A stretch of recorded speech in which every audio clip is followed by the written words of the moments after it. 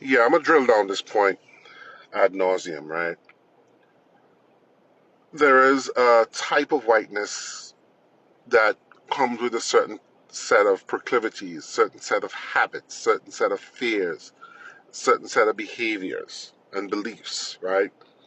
That has been the default definition of whiteness in this country since its inception, since the creation of the concept of race and the placement of whiteness as the supposedly forever top of that peak of power, privilege, influence, control, right?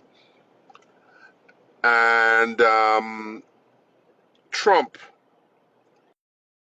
Trump has found a way to dial into that, at a very subliminal, guttural, in their soul level that we haven't seen in a very, very long time. It's just haven't been there in a very long time. And he's done it at a national level. I knew there was trouble from since 2016, but this time around, he's perfected the art of um, having white folks feel good about being white with the toxic kind of, this kind of toxic, nihilistic, violent, um, you know, prosecution of whiteness, as it were. And he makes white people feel good about that at a subliminal level. And that's the thing about it. It's subliminal. So at a conscious level, white people will think, oh, I'm a good person. I'm not like that. I don't wish for harm anybody else. But yet still you vote for Trump.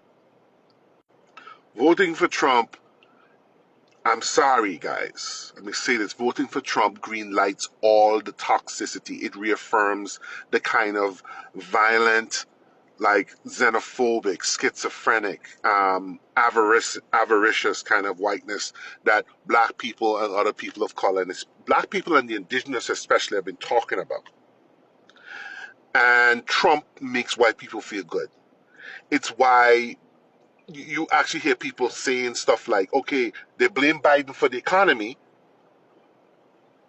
but yet the economy is worse now than when Biden was in, like really bad, a recession's coming. And yet, then you hear them say somehow, because they believe in Trump so much, well, a little bit of pain is good and things will get better. Meanwhile, they wouldn't have accepted it from a Democrat. It's a fact. All of this turmoil, all of this destruction, all of this financial, constitutional, judicial, and just plain government administrative destruction with hundreds of thousands of people lose their jobs would not have happened under Kamala. But you see, y'all voted because that ginning up of the whiteness, of that type of whiteness, which is almost as old as this country, was irresistible to a lot of white people.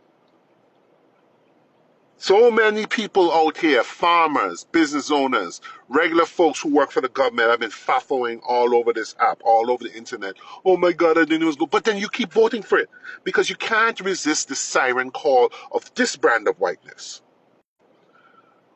But there are other ways to be white that have been ignored, that have been, frankly, I mean, those other ways of being white have gotten those white people that choose to express their whiteness in this more humanistic, beneficent way. They've gotten them murked. They've gotten those white people lynched throughout history. Those white people have lost their livelihood. Those white people have been blacklisted. Those white people have gotten themselves, prosecuted and targeted with violence. But there's another way to be white that doesn't necessitate these cyclical rounds of destruction of your societal foundations, right? That we're seeing. We're in another cycle of white lash, of white backlash. It's cyclical. Because human beings, once they're alive, they're going to progress. They're going to improve their situation. And the pinnacle, the main foundation of whiteness is that black people especially must never be perceived, especially as getting too close to white people, must never be perceived as being equal on the equal playing field as white people are. Never be. And because of that, you have these cyclical rounds to it, because black people were resilient. We keep trying to pick ourselves up. We keep trying to improve ourselves. Despite what they're throwing our way, we keep progressing. We keep catching up. And white people can't stand to see us so close, can't stand to see us encroaching. And so they use whatever science they have of the day to, as an excuse. They invent excuses, they create excuses to enact violence on us of various types. Socio-political, socio-cultural, political, environmental, and literal outright violence, just to maintain the perception that black people are beneath white people. Black people are naturally that way. If we're not naturally falling into that, they will make it so we are. They will force us to be in that substandard, that supplicant role. They'll force us. And we're in another cycle of them trying to force us to be perceived or to be beneath them. And it's more about perception, not necessarily because we are. We're not worth in terms of wealth. Black people, we are beneath white people in terms of wealth. We don't own half the shit white people do. We don't make as much money white people do. So in the reality, yes, we are still beneath you in terms of wealth. But the perception is because we learn to luxuriate in what we have. We learn to live in the positivity. We learn to be happy with live in our progress and, prop up the positive parts of us, right? And the fact that we set trends, what we do is infectious, it's talented, it's filled with soul, it's filled with invigoration, it's magnetic, it moves the planet. Because of that perception, because they can't get to stamp that perception out of us, because that perception, right, of us just exploding and being influential, it keeps coming back. No matter what they do, it's cyclical. They keep trying to beat us down. It's like they're culling the herd. Same thing like what Israel talks about when in Palestine, when they talk about they're mowing the lawn. That's what they're doing to black people right the fuck now.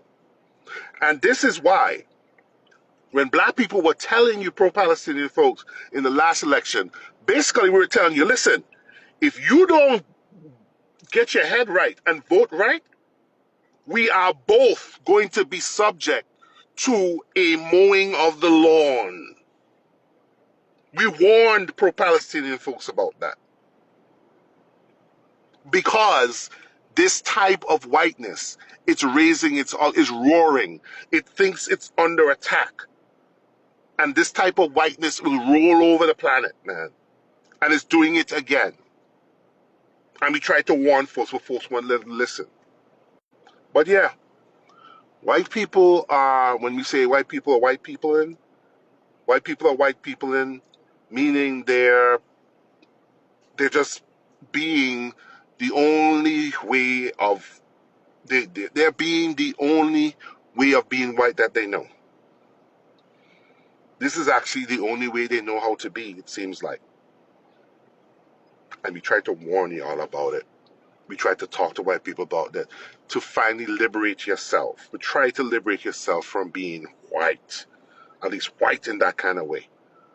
But it seems to me like this is par for the course.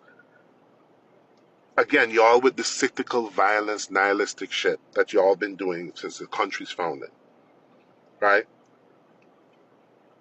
It seems like this is the only way y'all know how to be. And that's a tragedy.